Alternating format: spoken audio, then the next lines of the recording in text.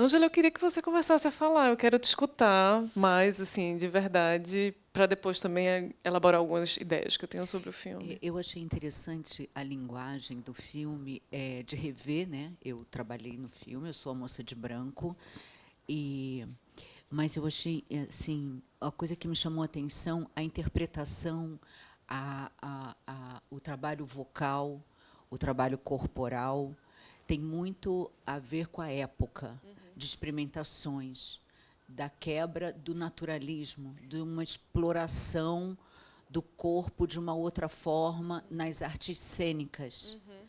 Então, como Klaus Viana, que fez a preparação corporal, quem fez a Cecília, a preparação vocal, eram ícones, pessoas que estudavam e trabalhavam na época. Então, toda a linguagem que eu percebi dela, cênica, né, da Vera, diretora, tem muito dessa pesquisa da época, experimental mesmo. Apesar de ter um roteiro, o texto, engraçado que o texto, quando começava a ser a primeira frase de tudo que foi dito, eu vinha a frase inteira na minha cabeça, porque como o filme foi feito dentro de casa, né, na família ali, duas filhas e a mãe, dentro da produção e tudo, muita coisa era dentro de casa. Sim. Então, é engraçado isso. Eu não via o filme há muitos e muitos anos. Estou bem impactada, tem um monte de coisas para falar, mas na hora, assim. E as sete mulheres são uma só o tempo todo, né? Elas formam um organismo. Exato. Conta aí. Conta aí você, mas Tá, me não, impactou demais é porque eu isso. sei que ela tem muita história para contar. A gente veio conversando hoje do aeroporto até o hotel sobre isso, inclusive um documento importantíssimo que eu não sabia que existia, né? Enfim, que a Vera escreveu sobre o processo de pensar o filme, o que é que aconteceu antes do filme acontecer. Mas eu queria falar rapidamente aqui duas coisas, assim. Uma é extrafílmica, né? Tem a ver com o contexto histórico em que o filme surge. E a segunda parte do que eu vou falar é sobre algumas coisas, porque é isso, né? Toda vez que eu assisto, eu observo, e hoje foi muito importante, é a primeira vez que eu assisto numa sala de cinema. Isso interfere bastante, assim. Hoje o que saltou para mim muito foi o som. O som ele tem um trabalho específico de som, né? De trilha sonora e também do som ambiente. Mas eu queria falar primeiro do que é extrafílmico, né? Esse filme é lançado em 76, então ali nos anos 70, a gente está na ditadura brasileira. E tem uma coisa que eu acho muito importante, eu venho sustentando isso, essa ideia de que esse filme ele faz parte de uma geração internacional de cinema contrafeminista que estava começando a ser feito ali nos anos 70. E a Vera de Figueiredo, que não estava exatamente a par com esses debates da teoria fílmica feminista, né, que estava sendo produzido prioritariamente não, mas primordialmente nos Estados Unidos e na Europa. Então, pessoas como Laura Mulvey, Mary Ann Doane e várias outras teóricas do cinema que estavam pela primeira vez produzindo textos sobre uma ideia de que era preciso produzir imagens para além daquilo que Laura Mulvey vai chamar de prazer visual diante das imagens, que fetichizava e objetivava esses corpos femininos com muita frequência dentro desse cinema narrativo, particularmente do cinema narrativo hollywoodiano. E eu acho muito incrível porque o que vai começar a ser produzido lá fora e que vira referência, é por isso que eu acho que é importante a gente falar desse filme como uma referência de cinema contrafeminista, porque ele é um filme latino-americano, é um filme brasileiro que está sendo feito com todos os códigos, né, desse país, com os códigos do que é o Brasil, inclusive, tem vários códigos que estão no filme aqui. Ele é feito com esses códigos e, no entanto, ele está fora dessa história oficial do cinema contrafeminista. Quando a gente fala de cinema contrafeminista, com muita frequência as aulas vão justamente para esses filmes que são feitos nos Estados Unidos ou na Europa. E esse filme, para mim, ele precisa estar dentro dessa história, né? Dentro dessa narrativa. obviamente, tem também a especificidade da Vera ser uma pessoa que, ao contrário, inclusive, de outras diretoras e de outras realizadoras, né, a gente começou essa sessão com aquela videoarte da Letícia Parente, né? E o circuito da videoarte, apesar de algumas vezes se cruzar com o circuito dos festivais de cinema, era muito específico também do circuito das artes visuais. Então, nem sempre as mulheres da videoarte enfrentavam exatamente os mesmos conflitos que pessoas que trabalhavam com cinema enfrentavam. Então, obviamente, existiam desafios, claro, mas era diferente, né? Lançar um longa-metragem era outra coisa, assim, o desafio era muito maior. Então, quando a Vera lança esse filme aqui no Brasil, ele não é bem recebido. É um filme que fica numa sessão, numa sala do Rio de Janeiro, num horário, em um dia da semana. É um filme que, e ela fala em algumas entrevistas sobre isso, que muita gente, logo nos primeiros minutos de filme, quando a gente tem aquela cena do parto, ainda que desfocada, algumas pessoas se levantavam e saíam da sala de cinema, incomodadíssimas com o que estavam vendo. Na verdade, nem o que estavam vendo, com o que supunham estar vendo, porque a imagem é bastante abstrata até. Ela produz uma abstração ali naquele parto, que eu acho muito bonita. Então, e é um filme que, quando chega lá fora, ele tem uma outra recepção. Ele tem uma outra recepção, e ela entende, eu acho que também, a partir dessa recepção lá fora, o peso que esse filme tem para o debate que estava acontecendo naquele momento. A gente está dentro de um contexto da segunda onda do feminismo, que tinha pautas muito específicas, e ela está muito conectada com isso, né? Isso tem uma terceira camada ainda, porque a gente tem a ditadura militar implicada diretamente nisso, então tem, sim, mecanismos de censura que estão presentes muito vigorosamente ainda nesse momento, e vocês podem imaginar, por algumas cenas do filme, que esses mecanismos eles atuaram, né? O filme não foi exibido em vários lugares em função desses corpos censores. E então é um filme que é isso. Ele começa, graças, inclusive, eu sempre ressalto isso também, graças a pesquisadoras, né, acadêmicas. Ele é resgatado também alguns anos atrás, e as pessoas começam a voltar a falar de feminino plural. A gente tem inclusive um livro super importante, organizado, enfim, com várias autoras diferentes, falando sobre cinema de mulheres no Brasil. O livro se chama Feminino Plural, em homenagem ao filme da Vera. Organizado pela Carla Holanda, não é isso? Se eu não estou enganada? E a Marina Tedesco, exatamente. Então, é muito importante frisar o trabalho dessas pesquisadoras que vão lá, pesquisam, vão atrás dos arquivos e, tem esse filme aqui, a gente precisa falar sobre ele. Isso dito, né, eu estou falando aqui do extrafilme, que eu queria falar um pouco do que está dentro da materialidade da imagem, que eu acho que tem algumas coisas muito incríveis. Primeiro que ela já começa com essa sequência do parto. Assim, existe um gesto muito radical aí, que ela vai fazer alguma coisa, não sei se vocês chegaram a escutar, tem uma hora que o médico fala, porque o som não está tão audível assim, mas tem uma hora que o médico fala assim, é um garoto. Isso é um clássico daquilo que a Judith Butler vai chamar de invocação performativa. O que é isso? Você estabelece já o que aquela pessoa que acabou de nascer vai ser predeterminada a viver o resto da vida dela, quando você define que aquilo ali é um garoto.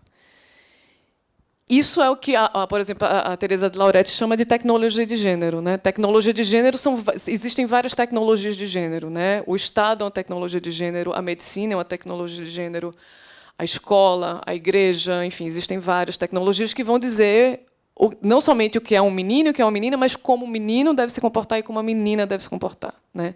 Existem produções sociais sendo criadas e essas tecnologias elas operam na vida da gente. E aí tem uma coisa que a Vera de Figueiredo faz nesse filme, e eu notei isso com muito mais força hoje, que é uma coisa que está nessas teorias feministas, que qual é uma das grandes ferramentas de linguagem da tecnologia de gênero? A repetição. Na segunda metade do filme, a gente escuta essa voz narradora repetindo, quase como se fosse um transe. Obedeça, obedeça, seja meiga, seja obediente. Isso gente, eu acho que assim, quem é mulher sabe, né? Essa tecnologia da repetição, ela está na vida inteira da gente. Cruze as pernas, não expanda o seu corpo, obedeça, obedeça, seja submissa. essa repetição produz gênero. Isso é uma das ferramentas de produção de gênero. Então, é uma pessoa que já está ligada nisso. E ela faz isso a partir da linguagem do filme, a partir de uma repetição, né, de uma voz, quase como se fosse uma voz de Deus, que vem de fora. Obedeça, obedeça, obedeça, obedeça. Até um momento em que enfim, a desobediência surge. E o filme, obviamente, não à toa o nome da personagem é Vitória, né, porque ela vai vencer esses paradigmas repetitivos da pré-determinação do gênero e de como esses gêneros devem se portar no mundo. Uma outra coisa que eu notei também é que, obviamente, o filme trabalha muito com arquétipos, né? É um filme muito arquetípico. Ele é um filme que invoca essas personagens. Você falou uma coisa muito bonita agora, que é isso, né? São várias, mas, ao mesmo tempo, elas são um corpo só. Tem vários momentos ali em que a coreografia do filme produz um gesto de que essas mulheres elas estão irrevogavelmente juntas sempre, assim.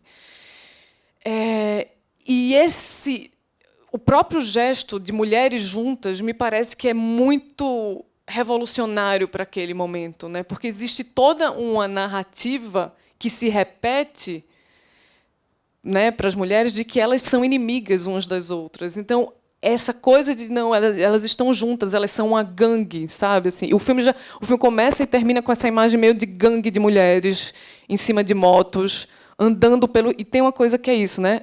O espaço público. Qual é o espaço da mulher na história do cinema? É o espaço privado, é o espaço doméstico. A gente já começa o filme com essas mulheres tomando e domando o espaço público, que é o espaço da rua, né, em suas motos. Então, eu acho muito forte como tudo é muito pensado no filme, né? Não tem nada que surja... existe um gesto feminista, e eu volto a falar disso. A Vera, ao contrário de outras realizadoras da época que ainda não tinham consciência do peso da palavra, ela declarava em todos os lugares, em todas as entrevistas que ela dava naquele momento, esse é um filme feminista. E isso deu muito problema para ela naquela época. Então, inclusive, eu sugiro, quem quiser pesquisar um pouco sobre o filme, coloquem o nome de Vera de Figueiredo no YouTube, que vocês vão ver uma entrevista dela que foi guardada pelo CTAV, que é muito incrível essa entrevista, que ela fala dela não somente como as dificuldades das mulheres realizadoras de cinema na época, algumas delas permanecem exatamente iguais, mas o reconhecimento dela como classe trabalhadora desse audiovisual. Isso é uma coisa que poucas pessoas também entendiam, né? Não, ok, artistas somos, mas somos classe trabalhadora. A gente está trabalhando com isso. Então, é muito importante isso no filme. Esse meu filme, Feminino Plural, é um filme que tem uma linguagem do inconsciente. E eu justamente entrei nessa linguagem do inconsciente porque, para encontrar a mulher brasileira, eu mergulhei na memória coletiva. Aí há, inclusive, uma corrente de antropólogos e jornalistas ligados à Umbanda, que vem no meu filme a linguagem da Umbanda. Isso me alegra muito, porque eu acho que por ali a gente entra muito no povo brasileiro e muito também na mulher brasileira. Isso é um caminho que eu estou seguindo e que, fora do Brasil, eu fiz várias conferências sobre esse assunto, tanto em Berlim, quanto em Cannes, quanto até para umas rádios na Suécia e para o Líbano também. Então, tudo isso eu acho que é uma experiência que ficou muito quente, muito rica, e me agradou muito quando, aqui de volta ao Brasil, agora eu estou trabalhando e criando alguma coisa em comum com outras mulheres brasileiras que fazem cinema. Eu acho que isso é muito importante para nós agora e é importante para o cinema brasileiro. Nossa, eu anotei várias coisas, mas eu queria te escutar também, Ângela, porque eu fiquei te vendo agora no filme e fiquei viajando no processo que foi, porque você está ali com personagens, e inclusive atrizes incríveis. A gente tem a Léa Garcia nesse filme. Isso é uma coisa que também, enfim, eu sugiro que vocês leiam os textos desse catálogo, que está realmente muito bonito. E uma das coisas que eu falo no texto que eu escrevi sobre o feminino plural é que esse também tem vários marcos nesse filme. E um dos marcos é que, pela primeira vez, eu vejo um filme que mostra e identifica e cria um recorte dizendo o feminismo branco, ele é branco. Existe uma questão muito séria ali, quando aquela mulher sai do baú e olha para outra e fala assim: por que você está rindo? Você acha que você me libertou? Não. Eu sou todas as coisas. Tem uma coisa muito bonita, porque é isso, né? A gente estava até falando hoje sobre as contaminações entre Vera e o Zósimo Bubu, né? Que foi um parceiro da Vera durante algum tempo. E alguns anos antes desse filme, o Zósimo tinha filmado com o Antônio Filho O Compasso de Espera, que é um filme lindíssimo. E eu fiquei muito conectando hoje... O Compasso de Espera é um filme que ele tem o mesmo nome de um poema que é lido no filme chamado Compasso de Espera. E quem lê esse poema é o próprio Zósimo, né, que faz um personagem de um poeta chamado Jorge. Quando o Zósimo lê para a gente, olhando para a gente, eu sou floração forte, eu sou todas as luzes, eu fiquei tipo Léa Garcia falando, eu sou todas as cores, eu sou todas as cores, tipo assim, o mundo inteiro sou eu. Então, eu fiquei muito impactada também pelo fato de que, pela primeira vez, a gente vê... Não existia nem esse termo ainda na época, uma ideia de feminismo interseccional, ou seja, de que existem feminismos atravessados por outras experiências de vida que não são somente a experiência desse feminismo branco, que era o feminismo dessa segunda onda, né? Enfim, pensado majoritariamente por esse norte global, né, Estados Unidos e Europa. Então, acho incrível como ela faz esse gesto. Aquela cena da delegacia é uma cena muito forte. E aí eu fiquei, nossa, você contracenando com todas essas mulheres, enfim, quase todas muito mais velhas.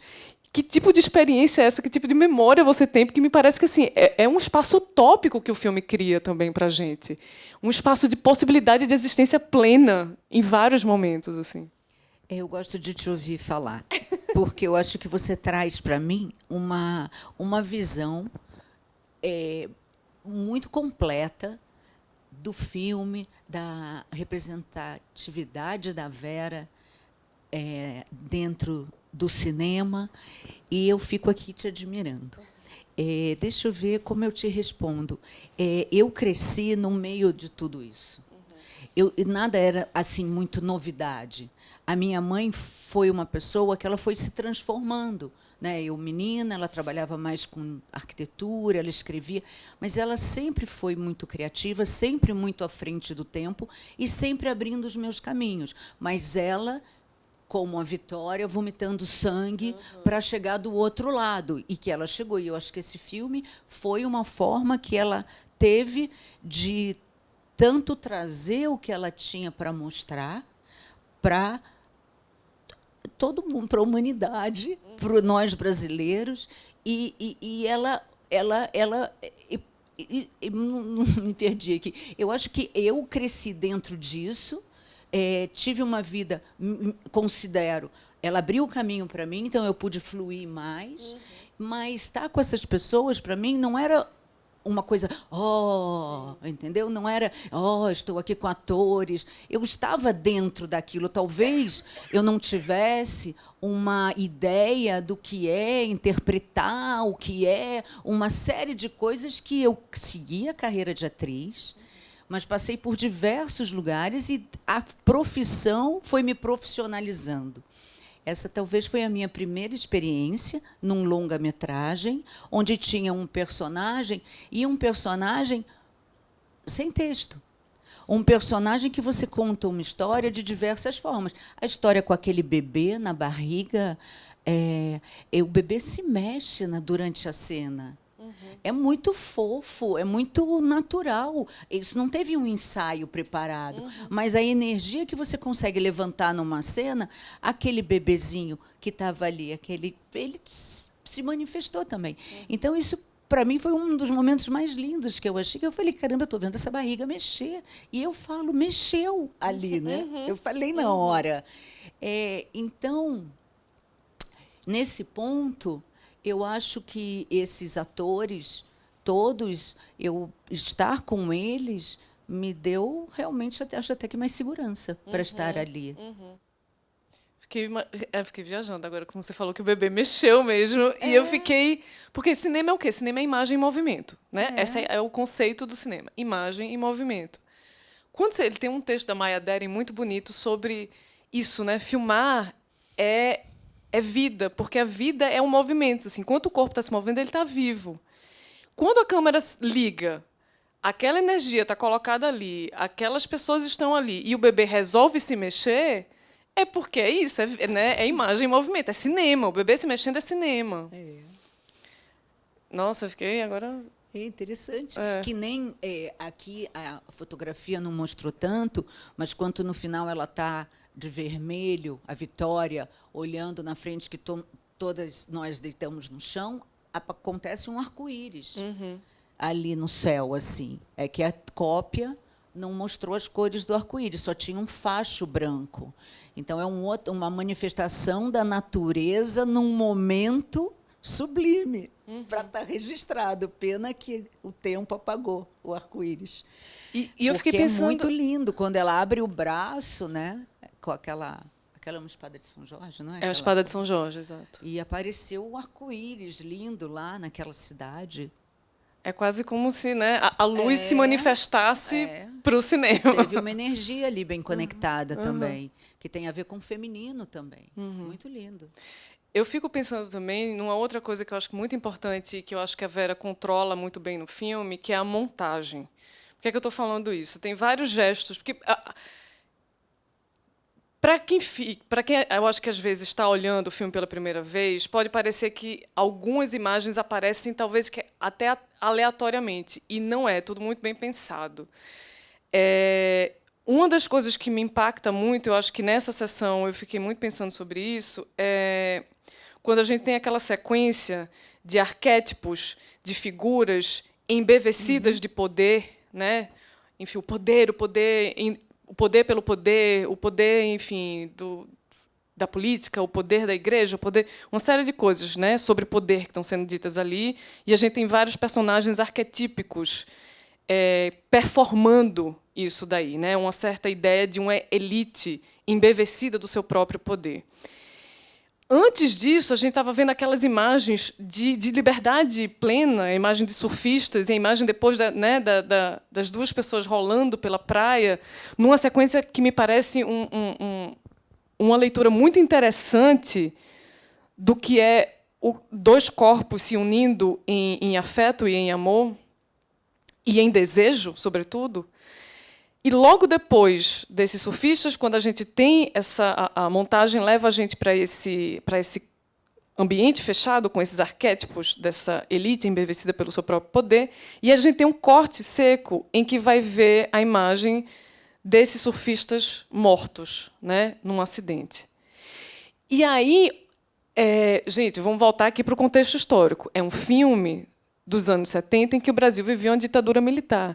Então, toda essa ideia de que um corpo em liberdade ele precisava não somente ser tolhido, como às vezes ele precisava ser morto. Ele precisava ser sacrificado em nome de um controle desses corpos.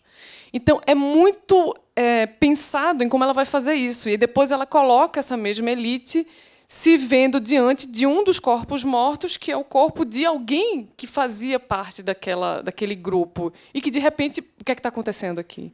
Então, tem uma coisa muito bem pensada nessa construção do filme, né? Desse primeiro momento. Eu fiquei até pensando nisso, né?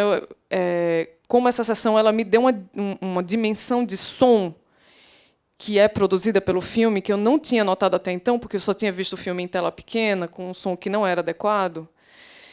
E aí eu fiquei viajando, porque tem uma coisa muito típica daquele momento dos anos 70, uma certa trilha incidental que apostava em sons sintéticos que simultaneamente indicam para a gente uma ideia de mistério, mas uma ideia também de futuro. Tem uns sons ali que parecem sons meio alienígenas que vêm. É quase como se a gente estivesse falando desse tempo que viria depois e para onde o filme é endereçado, porque parece que o filme é endereçado para um tempo que não é aquele tempo, é um tempo de depois. Então, esses sons sintéticos que ficam voltando para a gente ao longo do filme, me parece muito uma indicação dela também de se endereçar para a Vera do futuro, né? Ela no futuro. É Vera visionária, né? Exatamente. Ela estava já vendo que era lá na frente, né? Daqui a uns anos. Que era lá na frente que ela ia, inclusive, falar sobre o filme. Tem uma coisa, eu fiquei pensando aqui, porque tem uma coisa muito bonita que é falada logo naquele começo do filme, naquele banquete, que eu acho muito bonito o banquete, que é uma das atrizes que ela fica repetindo essa coisa da repetição, né? Ela repete uma coisa que eu acho interessante, que é: as pessoas parecem ilusões maravilhosas delas E, no entanto, elas existem e estão aqui. Isso me leva imediatamente para uma frase da própria Vera, quando ela fala sobre o filme, em que ela fala que é um filme que é um filme que delira com os pés no chão. Ela fala isso em algumas entrevistas. É um filme que delira com os pés no chão. E eu gosto muito dessa ideia de que ela está toda hora invocando para o filme e para o feminismo dela que é preciso, sim, sonhar, que é preciso sair desse regime naturalista, né, de interpretação das coisas, que é possível ir além, né, nessa imaginação do que é a performance de um corpo e de que é a performance de um corpo feminino.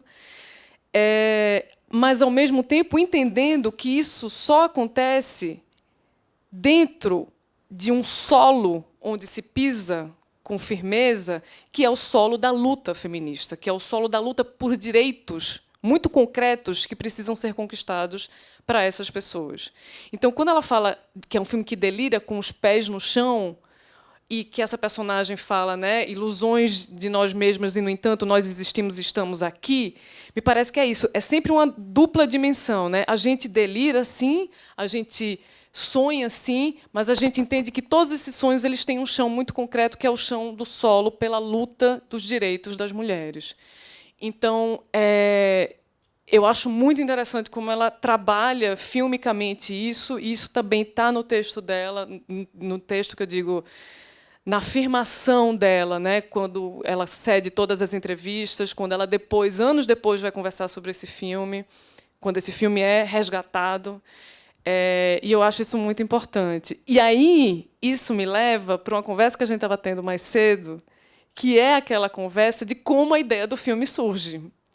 E eu queria muito que você falasse sobre isso aqui. É que eu achei um texto que ela deixou escrito, de 76, que a ideia, quando ela teve assim o impulso para fazer o filme, ela estava fazendo uma assistência de direção para uma peça de teatro, onde o diretor, que era o Klaus Viana, ele queria que a protagonista não fosse necessariamente uma atriz profissional, mas que trouxesse uma bagagem.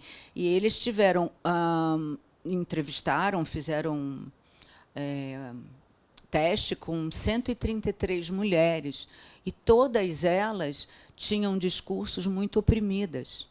Então, ela sentiu, naquele momento, que era a hora dela fazer o filme para ajudar a todas as mulheres a se libertar. Então, eu acho que foi o início para ela realmente amarrar a ideia e levar. Você fala do vídeo arte, e a gente falando do feminino plural, ele, para mim, tem muito de vídeo-arte, mas pensado como um longa-metragem. E como a Vera ela foi artista plástica também, ali na casa onde as mulheres entram, tem os estandartes que ela fez. Exato. Aqueles panos pendurados, o corpo deitado com sangue, são estandartes. Ela é inspirada porque as escolas de samba, lá atrás, elas tinham uma categoria que descontava nota, eram os estandartes. Hoje em dia não tem mais estandartes nas escolas de samba. Pelo menos eu não vejo. Então, ela, inspirada naquilo, ela fez uma mostra de vários trabalhos de estandartes. E ela coloca no cenário onde as mulheres estão a arte que ela fez também visual, e toda a decoração da casa, onde as mulheres chegam e depois recebem os homens, tudo que está colocado ali é pensado. Cada detalhe. E também nos figurinos da gente, o chapéu que eu usei, o chale que a outra vem enrolada, tudo foi muito pensado por ela. Nada está à toa, nada entrou por acaso. Todas as imagens estão ali. Uhum. E o texto muito seco, como você falou, repetitivo, para entrar na cabeça, né? Para você falar isso, aquilo, e ficar... Realmente estou impactada com a sessão. É quase como se fosse uma pedagogia, né? Tipo assim, repete, repete. Você precisa aprender, você precisa aprender. Exatamente. E ela, de uma certa forma, ela fazia isso assim com a gente, né? Não seja assim, não seja dócil, submissa, não fique em casa, vai trabalhar, vai cuidar da sua vida, vai ser quem você deve ser. Isso é importante também dizer que isso vem da família de vocês, né? Vem da mãe dela, vem da avó dela. Ela fala sobre isso também, sobre o impacto das mulheres que vieram antes dela na vida dela, né? Mulheres que diziam não, é para você sim estar no espaço público, né? Não é para ficar em casa cozinhando. Então, obviamente a gente está falando de gerações que, nossa, a situação era muito mais complicada, né, para essas mulheres. Outra coisa que eu fiquei observando também, e aí tem uma conexão muito direta com o filme da Letícia Parente, né, com a videoarte que a gente viu no começo da sessão, que é a coisa do espelho. Nossa, que maravilha esse videoarte. Que coisa bárbara. É super curto e muito... Nossa, que genial. É genial, é genial. E aí, gente, essa coisa do espelho me pega muito, porque assim, eu já dei muitas aulas sobre figurações de mulheres diante do espelho, porque isso vem, se a gente for para a história das artes plásticas, a história das artes visuais, a gente tem uma penca de obras que colocam o espelho. Enfim, o John Berger, ele tem, enfim, o famoso historiador de arte que faleceu há poucos anos atrás, ele falava muito sobre isso, né? Sobre como essa produção de feminilidade dentro da história da arte, ela sempre foi registrada num lugar desse olhar masculino que colocava a mulher diante do espelho para culpabilizar essa mulher pela sua própria beleza, digamos assim. Ela não poderia gostar ou se sentir bela de alguma forma, porque isso seria algo condenável, porque isso indicaria que aquele corpo estaria sujeito a um olhar que imobilizaria ela. Obviamente, uma mulher diante do espelho, a gente pode abrir essa imagem para várias leituras possíveis, inclusive leituras de autonomia dessa imagem, de, né, controlar a própria imagem. E aí o que eu acho incrível é que é isso. A Letícia Parente começa com, enfim, a história dessa sessão começa com a Letícia Parente criando essa persona, né, essa performance de gênero que ela cria para ela mesma, silenciando e deixando de ver as coisas a partir de algo que as pessoas precisam ver nela, que é esse batom, que são esses cílios, que, né, ela joga isso diante do espelho. Esse objeto espelho não à toa está ali. A gente vai para o filme da Vera de Figueiredo e tem duas cenas muito incríveis com o espelho. A primeira delas é com o arquétipo da mulher mais velha, que se olha no espelho e que fala que cada ruga é uma vitória. Isso já é uma libertação, imagina. Exato. Nos anos 70, você poder falar que as suas rugas, a mulher, é uma vitória. E hoje a gente ainda, né, tem que lutar para falar minhas rugas são uma vitória. Exato. Não preciso fazer uma plástica, botar um botox, né? Realmente, aquela cena é linda. Aquela cena linda. E aí depois, no final do filme, quando elas estão juntas naquele corpo coletivo que é plural, mas é único também, tem uns espelhos diante delas, e elas se olham, e aí elas já são outras mulheres ali diante daquele espelho. É outro agenciamento que elas produzem, né? Que é desse corpo coletivo, mas simultaneamente particular nas suas individualidades, digamos assim. Então, acho que ela sabe muito bem usar os espelhos como esses objetos de controle da própria imagem, no caso do filme, né? Que também é, de certa forma, o que a Letícia Parente faz no filme dela, usando o espelho ali como um objeto que não está refletindo o que ela é, porque o que ela é está por detrás de todos esses esparadrapos que estão sendo colocados sobre o seu rosto. Então, tem, obviamente, né, possíveis leituras feitas a partir desse objeto. Eu sou muito fascinada com as construções feministas de espelhos na história do cinema, então por isso que é sempre um objeto que me chama muita atenção. E gosto muito de como ela faz isso. Gosto muito, inclusive, dessa personagem mais velha que está sempre ali, né, que está sempre junto com essas mulheres. E gosto muito também que o nome do filme é isso, assim, feminino plural, porque são diferentes experiências de mulheridades que estão sendo colocadas em cena, né? A partir dessa ideia de arquétipos. Com certeza, com certeza. Gente, vocês têm... A gente está falando aqui, mas a gente tem... Lorena quer falar aqui. Porque se deixar, eu passo horas falando sobre esse filme. Bom, quem vem aqui já está acostumado, então já vão levantando a mãozinha, que daqui a pouco o Vini passa para vocês.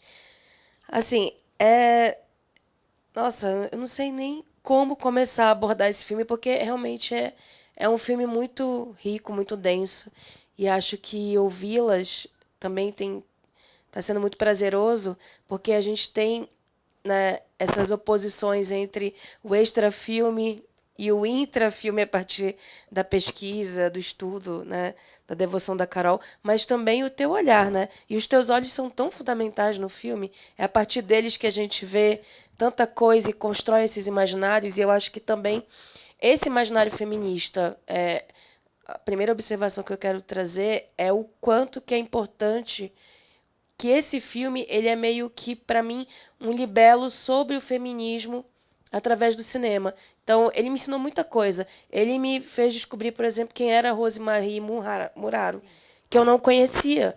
Eu conheci quando eu vi o filme pela primeira vez, eu acho que em 2020, 2021.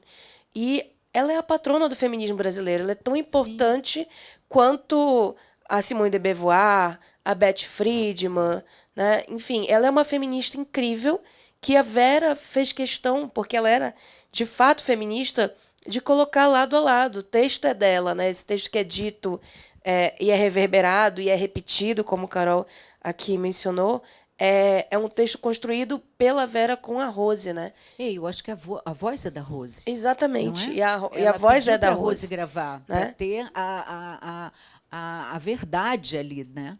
E a Rose que nasceu praticamente, né, cega, e essa cegueira foi piorando, e foi, assim, muito prolífica, né, muito incrível. E eu vejo, por exemplo, um dos pensamentos dela que eu acho mais interessantes para a humanidade mesmo, que ela fala, né, o quanto que a humanidade ganharia, evoluiria, né, se as mulheres pudessem se educar e, posteriormente, partilhar o poder com os homens. Então, né, ela fala que ela enxerga o feminismo como esse lugar realmente de partilha, de igualdade, né? E o filme, eu acho que ele consegue transformar isso imageticamente num conceito, né? E está dentro da narrativa, porque quando a Vera fala, né, e eu também já tive, felizmente, a oportunidade de entrevistar ela, foi a partir disso que a gente construiu também muito de uma leitura para o Festival Cabiria, que foi realizado 3 anos atrás, e que ela foi homenageada, e o filme foi exibido na abertura, né? Que ela fala que é muito sobre essas mulheres motoqueiras, representam, digamos, a força dessa mulher, o resgate da força desse feminino, né? Que o filme mostra elas indo e se curando, né? E fazendo essa roda circular, mas que ela é para além de uma materialidade, ela está num conceito muito espiritual, eu acho que filosófico, mas também muito ideológico. E, ao mesmo tempo, provocar o nascimento desse novo homem. Então, no final, aqueles homens que entram ali, eles são homens, né, meio que pedem licença para entrar, são convidados a entrar, porque eles também talvez passem por esse processo dessa transformação. Então, eu enxergo meio que essa utopia cruzada entre Rose e Vera, desse homem também que passou a entender algumas coisas, né? E aí ela vai brincar com vários signos, inclusive o signo do fetiche, né? Quando ela traz o Petit, por exemplo, que é esse grande símbolo, o menino do rio, o menino dourado, né? Que inspirou tantas canções, e ele tá ali naquela cena linda, né? Tipo, dançando na praia com você. Então, assim, é de uma inteligência que eu fico, assim, besta, sabe? Porque é muita coisa, assim, é muita provocação e, ao mesmo tempo, também é muita delicadeza de apontar um caminho para um mundo que podia ser mais igualitário, sabe? Falando do discurso fílmico, mas também desse conceito que eu acho que ela incorpora muito bem. Assim, é um filme que é muito inteligível. E cada vez que a gente vê, eu acho que ele fica mais rico ainda, né? E a minha cabeça aqui está assim... A Lorena falou muito rápido. rápido. É só porque eu lembrei que no caminho, esse caminho do aeroporto para o hotel foi muito importante assim, para essa conversa hoje. A Ângela mostrou esse texto que ela achou, que é quase que, enfim, o argumento do filme, assim, enfim, é uma sinopse maior do filme.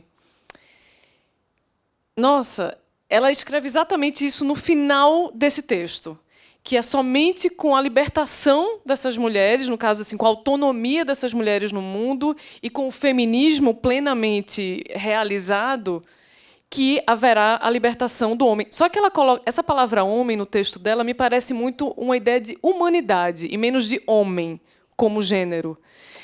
E me parece que é isso que ela escreve, sabe assim, é somente com esse feminismo e com essa autonomia que a gente vai ter a libertação da humanidade como um todo, assim, enfim, de uma possibilidade de humanidade.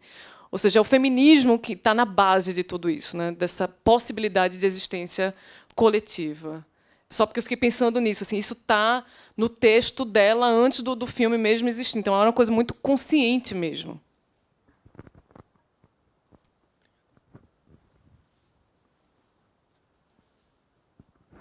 Boa noite, é Adilson.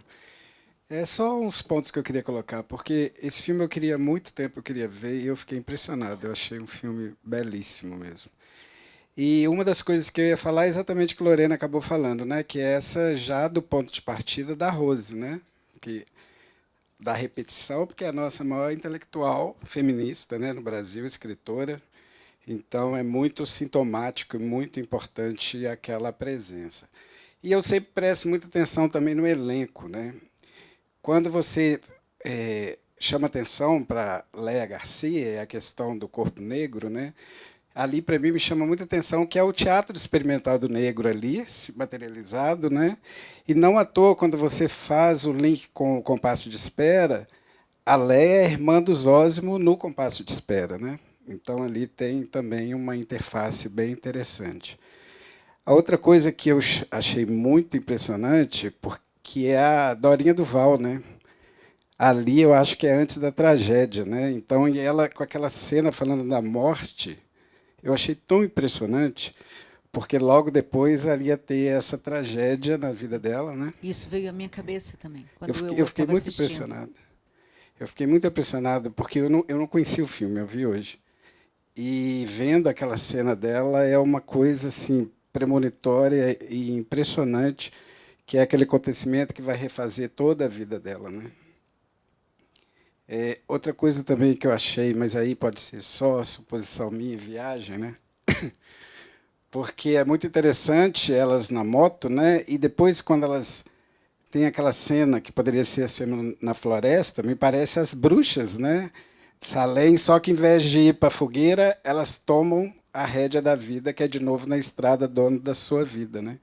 Então, assim, são signos e símbolos muito impressionantes que materializam esse cinema feminista, a meu ver, de altíssima cepa.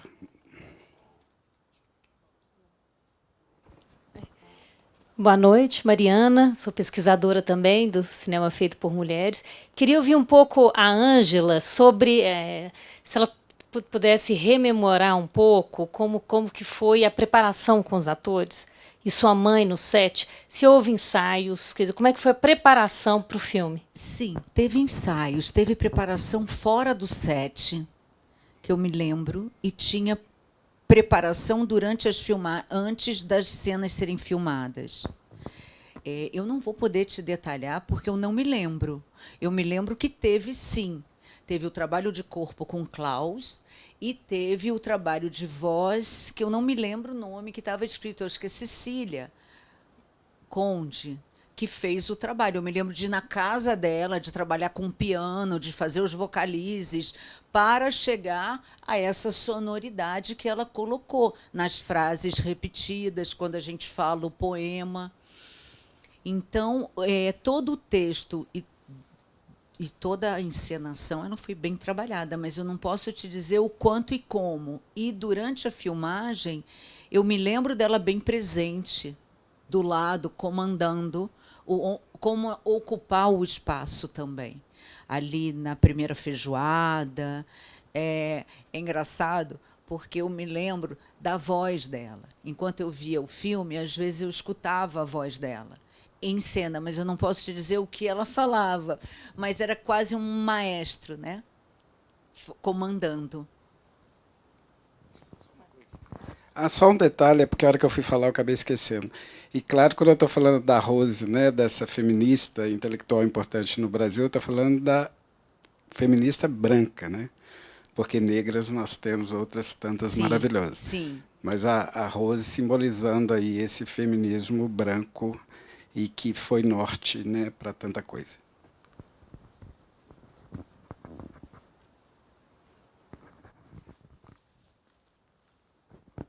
Eu vou aproveitar que você falou que Léa Garcia era irmã do Zósimo, né, no Compasso de Espera, porque ela tem uma sequência muito, quase que assim, explosiva no Compasso de Espera, que é aquela cena em que ela mostra as mãos para Zósimo.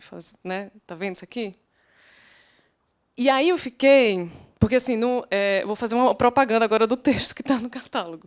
Porque eu acho que esse filme, a gente consegue criar relações dele com vários outros filmes possíveis. Uma das relações que eu faço é justamente entre essa cena da Leia no Feminino Plural, não somente com o Compasso de Espera, mas com a ideia de olhar ao positivo, né, pensando o que a Bell Hooks fala, né, desse olhar de uma mulher negra que olha de volta quando alguém olha para ela, de forma né, a colocar aquele corpo em estado de opressão. Então, ela decide olhar de volta, e esse agenciamento do olhar, e esse olhar de volta, desafiando quem olha para você, é um gesto que, para mim, é um gesto muito libertador para pensar, de forma geral, né, a teoria fílmica feminista. Então, a Léa Garcia, ela olha de volta nesse filme do mesmo jeito que ela olha de volta ali no Compasso de Espera. Eu acho que essa relação... São duas personagens muito importantes. Assim, elas, é isso, né? O filme da Vera, ela não é um filme de diálogos, não é um filme de grandes falas, mas é um filme...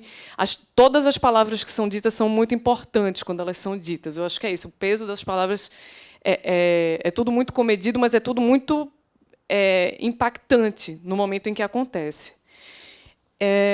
Então, eu gosto muito... E aí, tentando fazer uma propaganda propaganda não, mas pelo menos uma ideia de que as pessoas leiam, não somente o meu, mas todos os outros textos que estão no catálogo, eu tento criar no texto essa relação entre o filme, entre o Feminino Plural, e outros filmes que são marcos feministas internacionais, puxando digamos assim, três imagens, para colocar um termo maior, que são a imagem gangue, que é essa imagem, enfim, das mulheres na moto, né, que está no começo e está no final do filme, que, para mim, se relaciona direto com um filme que vem anos depois, nos Estados Unidos, chamado Born in Flames, da Lizzie Borden, quando a Lizzie Borden coloca, em vez de motos, mulheres em bicicletas numa gangue em Nova York,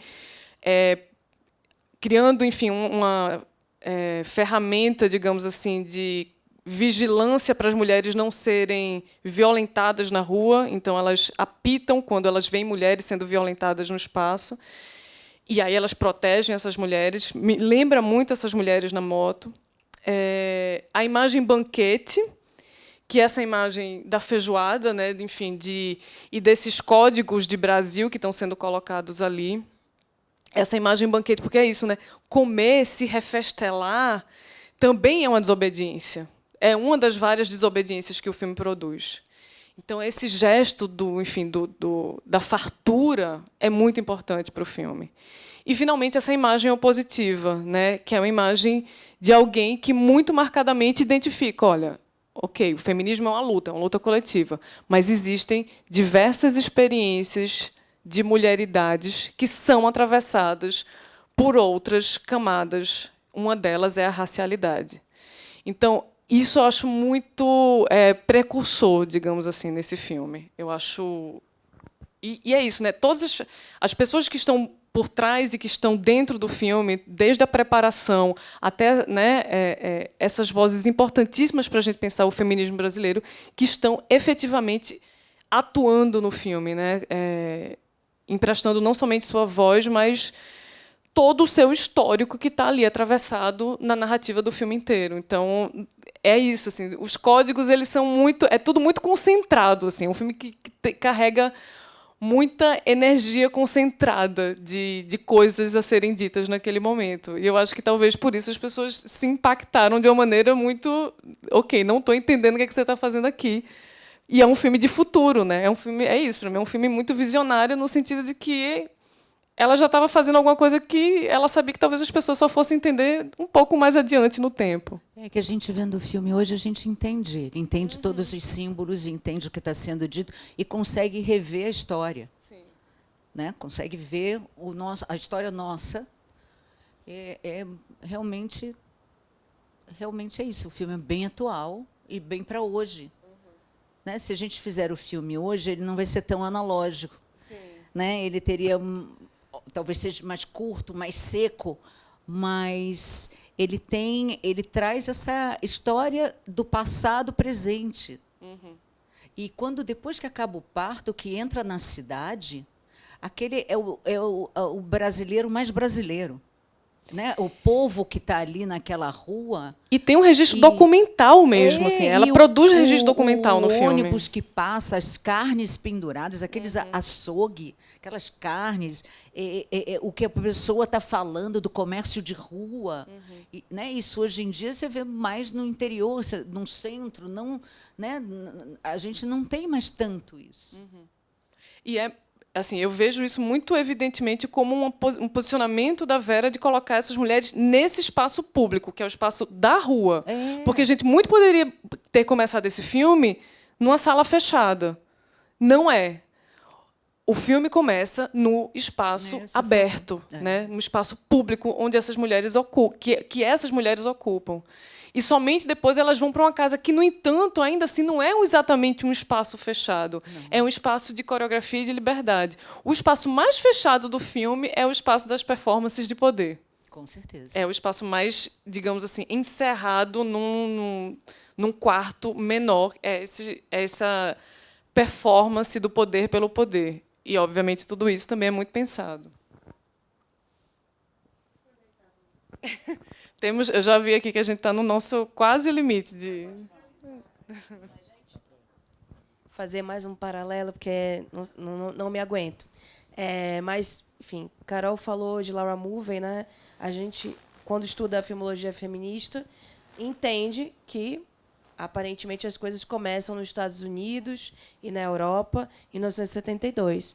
Mas aí, o que é muito interessante é que a própria Laura Mulvey faz um filme chamado Enigma da Esfinge, em 77, que ele é um filme para realmente você basilar de maneira muito didática o que é a teoria da filmologia feminista.